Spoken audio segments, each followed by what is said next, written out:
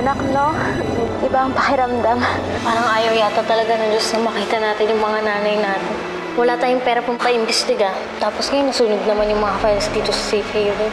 Ang dami na natin ginawa. Ngayon pa ba tayo urong? Bati na kami ni Tito Abel. Bati na kami ng daddy ko. Pakiramdam ko nga ngayon, buo na ulit ako eh. Parang wala nang makakasira sa happiness ko. May masama pong balita. Si Lolo na aksidente. Nasa ospital siya ngayon. Ano, hindi na tayo aalis. Hindi ko iiwan si Lolo. Pag-ewang-gewang daw po ang kotse ng asawa ninyo, kaya sila mismo ang sumalit sa truck. Sir, sabi niyo ko kanina, may kasamang teenager si Uncle Sernan. Opo, at pareho na po silang patay. Kaya po ang gusto namin, tanungin kayo kung kilala niyo sila. Ito po yung isang babae na kasama ni Mr. Monteclaro. Bakit siya kasama ni Uncle?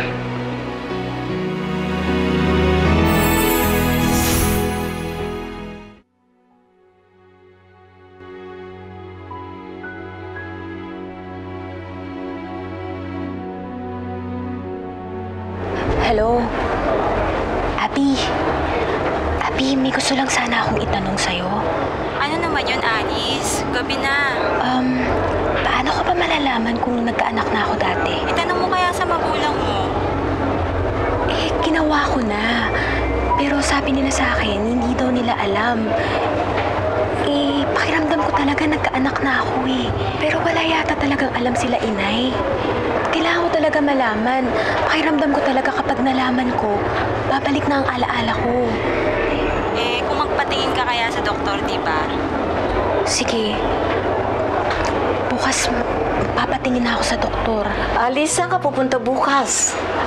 Nay, may pupuntahan lang po kami ni Abby na bahay ampunan. Eh, magpahinga ka na. Kagagaling mo lang sa sakit, ha? Sige na, pahinga na, ha? Sige po, salamat po. Okay.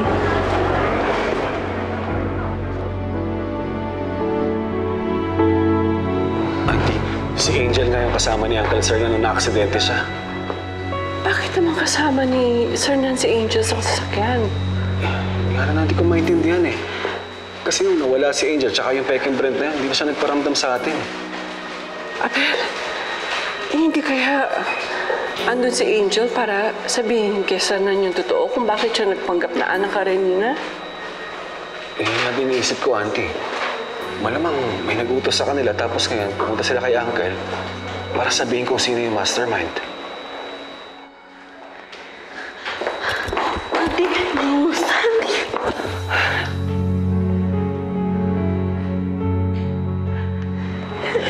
Sinabi ng mga maid sa akin yung nangyari. Na-aksidente daw si Uncle Sernan. Hindi pa nga namin alam kung ano nangyari eh. Nasa operating room pa nga ang Tomo.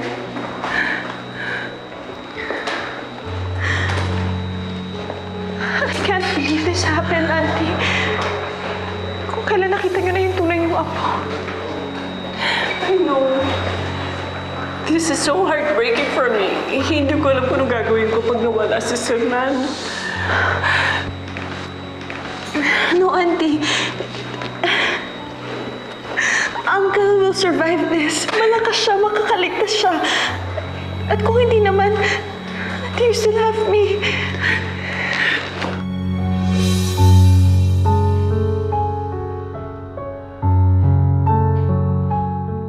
Doc, ano? Mrs. Monteclaro, Doktora, kamusta na asawa ko? I have good news and bad news for you. We had to do cardiac surgery dahil inatake siya sa puso. But the good news is he survived the operation. The downside, na-stroke siya habang ginagawa namin ang operation. Don't worry po. He's in a stable condition right now. Pero hindi mo natin malaman kung anong magiging epekto ng pagkaka-stroke niya kanina. So for now, ililipat muna natin siya sa ICU para maobserbahang mabuti. Salamat to, Doc. Thank you. Malamang, Auntie, inatake si Uncle sa puso habang nag-drive siya. Kasi, normally, sa mga ganitong aksidente, safe yung driver. Mabuti ka mo, hindi tumama yung ulo niya sa impact. Abel, masaya na ako at buhay ang uncle mo. Yun ang mahalaga sa akin ngayon.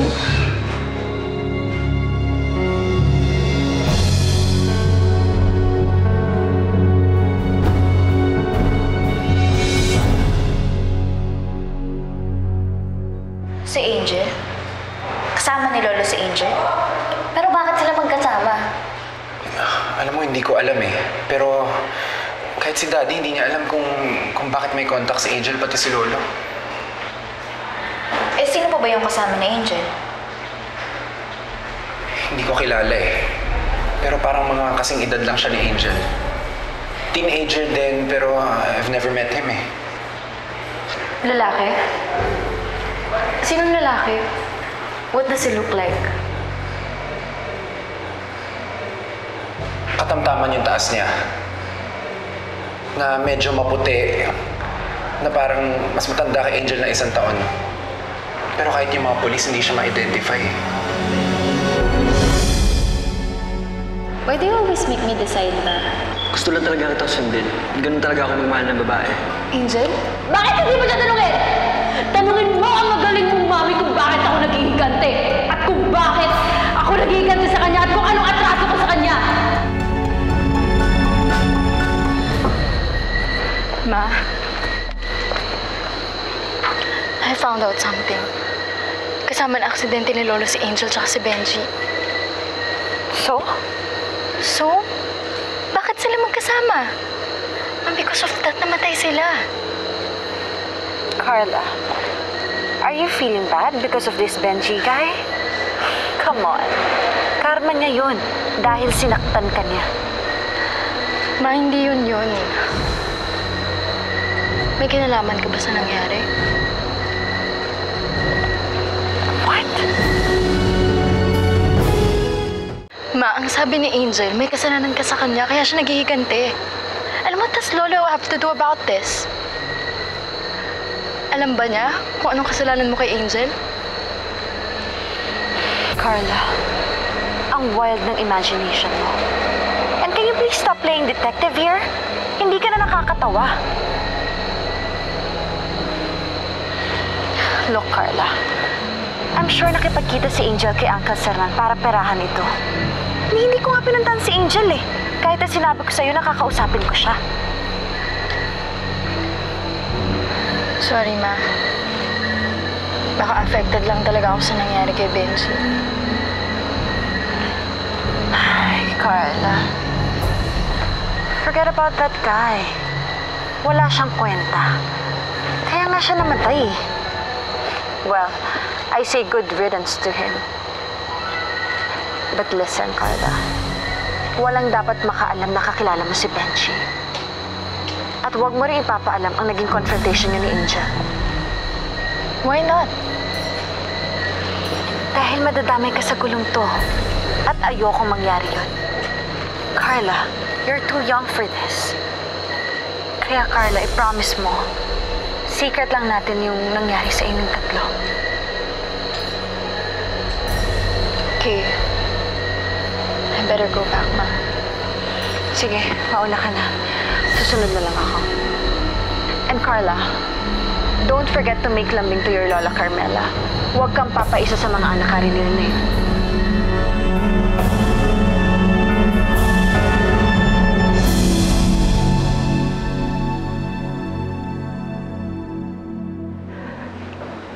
Sernan, huwag mo ko iiwan, ha? Alam mo namang hindi ako malakas. Hindi ko kakayanin mo wala ka.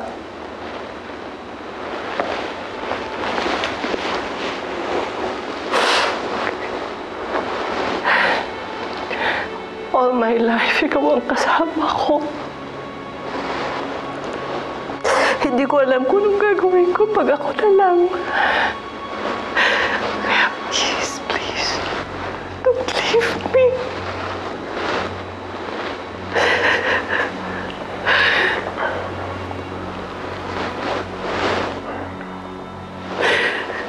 Auntie, I'm sorry. It's okay, Abel. Kinakausap ko na ang uncle mo para alam niya andito ako. Para gumising siya. Auntie, ang sabi naman ng doktor, okay na si Uncle eh. Pwede na ho kayo magpahinga. Halika na po, hatid ko na ho kayo. No. No. Ihatid mo na yung mga bata. May pasok pa sila. Pero auntie, kailangan niya. Abel, sasamahan ko ang asawa ko. Sanay ang Uncle Sernan mo na palagi kami magkasama. At ako din. Kaya dito lang ako.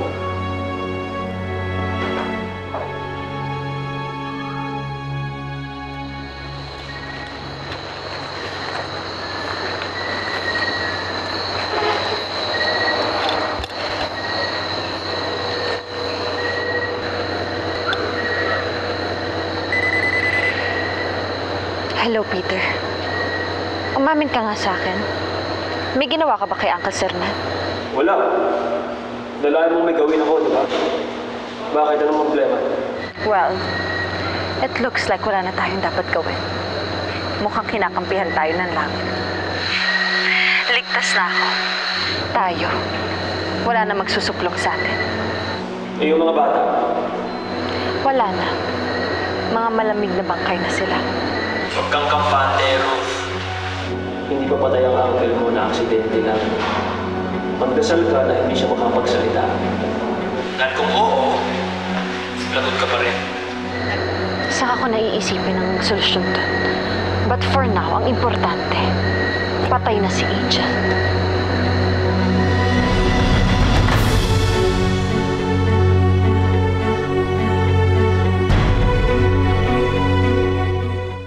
Bukas, pagkatapos natin sa school, dumiretso agad tayo dito sa ospital.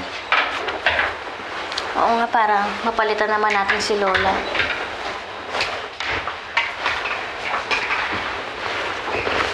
Ang hirap talaga ng hindi totoong part of the family, no? Kailangan mo pang sumipsip para na maging importante. Hindi naman kami sumisip-sip. Totoong concern kami kay Lolo. Kahit na, that doesn't change the fact na mga sampid lang kayo dito. And I bet, puro ka-plastical lang naman yung mga concern na pinapakita nyo eh. Carla, hindi totoo yan. Tumigil ka nga, Carla. Mabuti pa nga silang dalawa, dinadamayan si Lola eh. Unlike you, wala kang pakialam. So you finally arrived. Pa-importante ka talaga eh, no? Just to correct you guys, concern ako kay Lolo. Pero hindi ko lang kailangan ipagsigawan sa buong mundo yung concern ko. Unlike you. Kailangan pumasok sa loob. Ayong kasama yung mga kagaya niyo.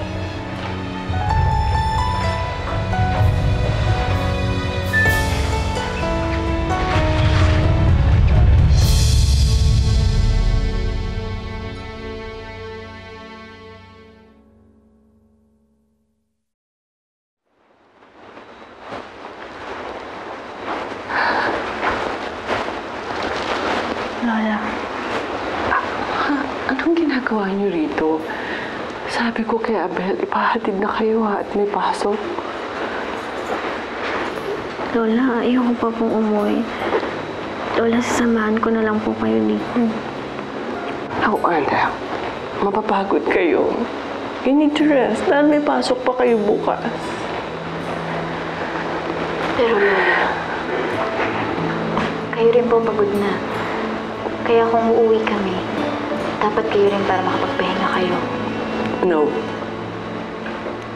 I've always looked after your Lola Sernan. Nung araw pagka may sakit, lagi siya nakabantay sa akin. Ngayon siya naman ang may sakit. Hindi ko siya iiwan.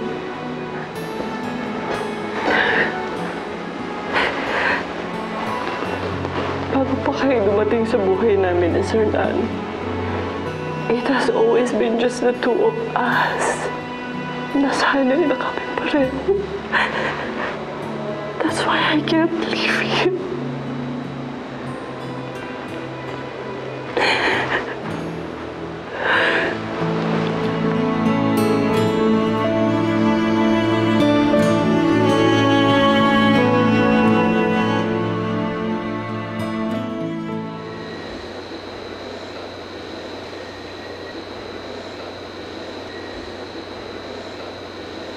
Oh, Nay, asan pinsan mo? Akala ko ba lalabas ka na bukas? Aba, dapat nag-aayos ka na ng mga gamit mo. Ito nga eh. Kanina ko pa nga tinetext pero hindi naman nagpaparamdam. Sumalpok ang isang kotse sa isang 10-wheeler truck dito sa Maynila kaninang hapon. At ang driver ay nakilalang si Sernan Monteclaro na isinugod sa ospital na may matinding tama. Samantala, dead on the spot naman ang kanyang dalawang sakay. At ang dalagang nakilalang si Angel de la Cruz ay namatay nung nauntog sa bintana ng sasakyan. Patay din ang di pa nakikilalang binatang kasama ng dalawa. Si Angel!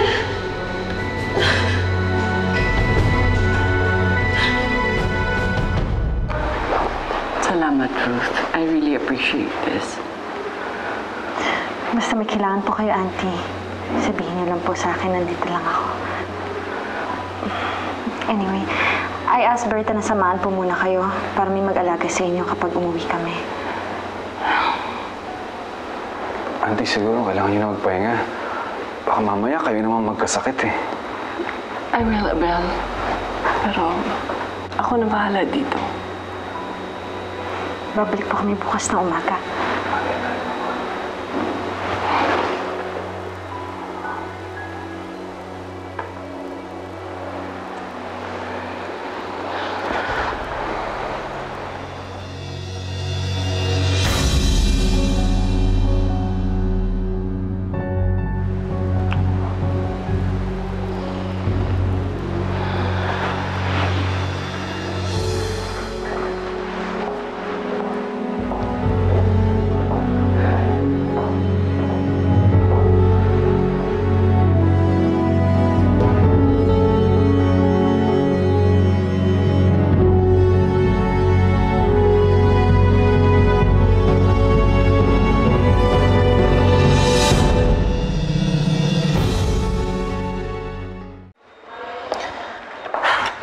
Kawawa naman si Auntie Carmela dahil mahal na mahal niya si Uncle Sernan. Ano namang masama doon? Mag-asawa naman sila. Nung nagpakasal sila, hindi na nagtrabaho si Auntie. Kinalimutan niya na lahat ng mga pangarap niya noon. Nagpaka-ideal housewife na lang siya. At kay Uncle Sernan na umikot ang mundo niya. And I pity her.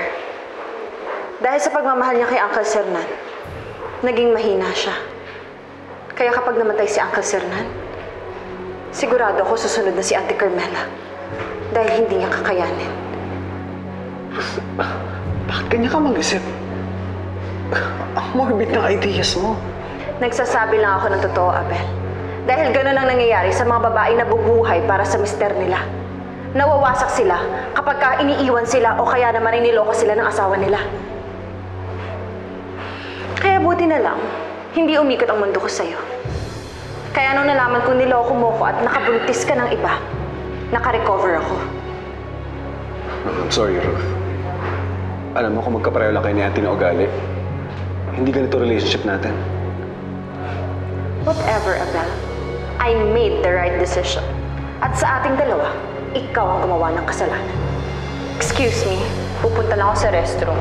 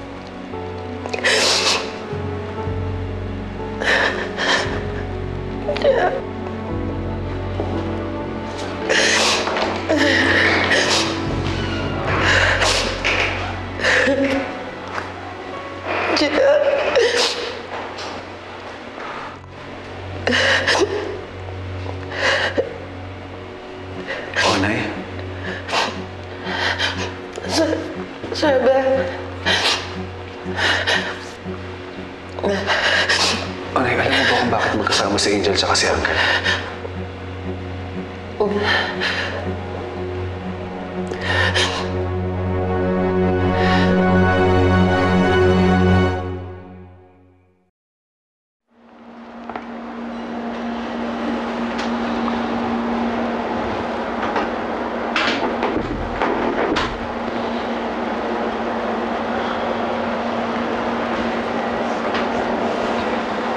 Sabi ko na nga ba, umiiyak ka na naman eh. Ito, dinala kita ng pampatanggal ng sakit. Ice cream.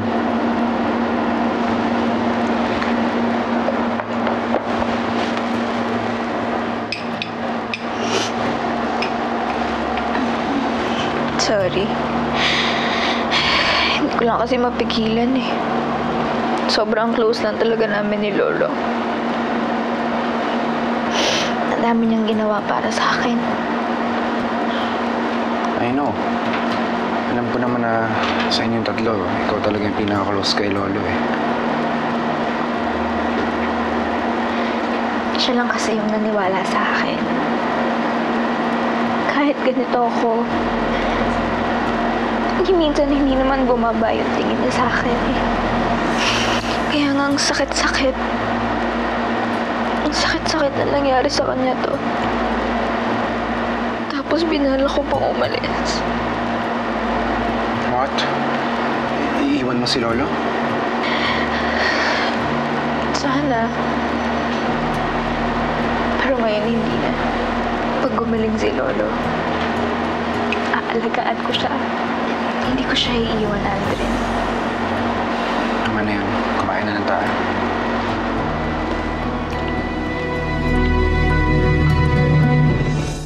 O, Nay. Sige na, please. Kung may alam ka, sabihin mo na sa akin. Sir, komplikado po kasi. O, Nay, kahit pag gaano ka komplikado yan, iintindihin ko. Sabi ko, Nay, please. Please naman. Kung may alam ka, sabihin mo na sa akin. Sir, kasi, what's happening here?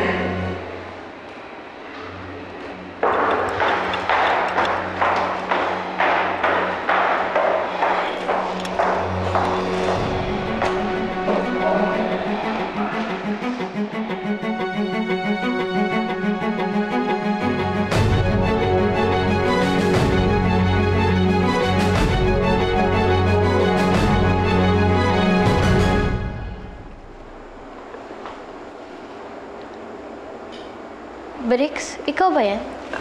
Ana, I heard what happened. I'm sorry sa nangyari kina Lolo Sir Nana. Okay naman na si Lolo. Hinihintay na lang namin siyang gumising. Ano palang ginagawa mo dito? Hindi. Kasi tinext ako ni Carla. Kailangan niya ako. Nasaan ba siya? Bricks? Carla?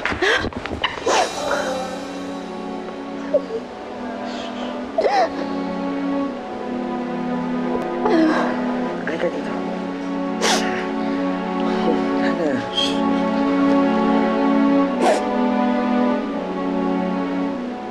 O, Nay, please. Sabihin mo na sa akin kung ano yung totoo. Wala ho.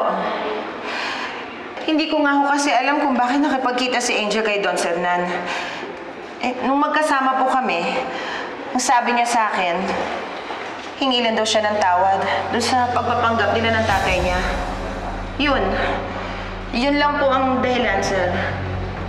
Tsaka, kung pwede ho sana, huwag niyo na akong kulitin. Kasi namatayan po ako. Problema ko pa nga po kung paano ko uwi yung bangkay ng mga bata sa probinsya eh. I'm sorry. Pasensya na, pasensya. Condolence, Onay. I feel bad for your cousin.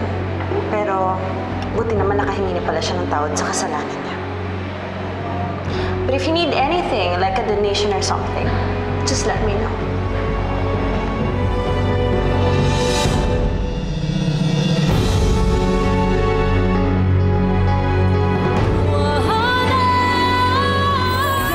Pwede ko bang malaman kung nanganak po ka dati? Oo naman. Ang lining ng bahay batay na iba pag nagbibis ka na. May mga minor test na gagawin sir. May sakit si Uncle Sernan ngayon. At si Auntie Carmela naman, busy sa hospital. At habang wala sila, ako ang masusunod dito. At ang una kong utos, lumayas kayo dito! Ano po, Doc? Totoo po bang nanganak na ako? Oo, alis na nga na kayo ng normal delivery. Hindi aalis si Ana at Karen dito. Says who? Says me. Monteklaro ako. At yun ang masusunod. Kamusta po si Uncle? Nagising na siya, pero paralyzed siya eh. Hindi pa siya makapagsalita at makagala. Hi, Uncle. What is it? Sir Nan? Tinuturo ka niya. Oh.